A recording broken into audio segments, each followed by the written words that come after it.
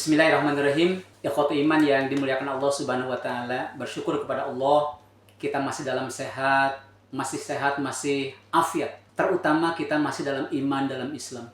Tidak ada nikmat yang paling indah, tidak ada nikmat yang paling mendalam yang Allah berikan sebagai rizki yang terindah bagi kita kecuali kita masih dalam iman, dalam Islam. Mari kita bersyukur kepada Allah, alhamdulillah. Ikhwati iman yang dimuliakan Allah Subhanahu wa taala, satu di antara dua syarat dalam ibadah itu harus ikhlas. Ikhlas libtigha mardatillah, semata-mata hanya dan kepada Allah saja. Kenapa demikian? Ikhwati iman yang dimuliakan, ketika ibadah kita berharap kepada selain Allah, punya harapan, punya cita-cita, punya ekspektasi selain kepada Allah, mohon maaf, semua tidak akan bernilai di mata Allah Subhanahu wa taala. Maka satu-satunya bagaimana hati kita terpaut dalam ibadah kita dan kita ikhlas kepada Allah. Bagi saya, ikhlas itu lakukan, lupakan. Lakukan, lupakan.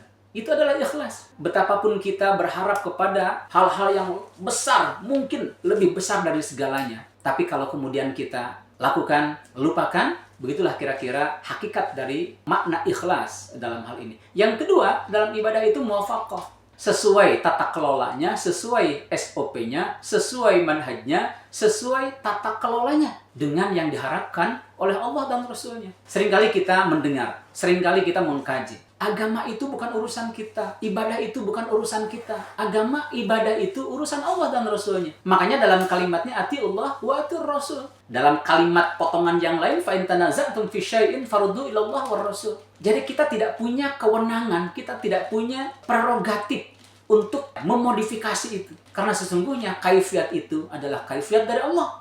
Oleh karena itu, ikhwati iman yang dimuliakan, bahwa dalam ibadah tetapkan dua syarat. Yang syarat inilah yang paling besar di dalam syarat-syarat yang lain seandainya pun ada.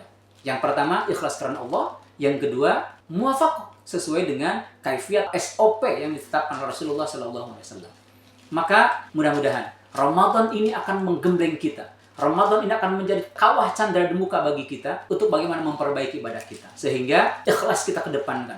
Libtigha mardatillah, semata-mata berharap, harapannya hanya dan untuk Allah Subhanahu wa taala. Demikian, wassalamualaikum warahmatullahi wabarakatuh.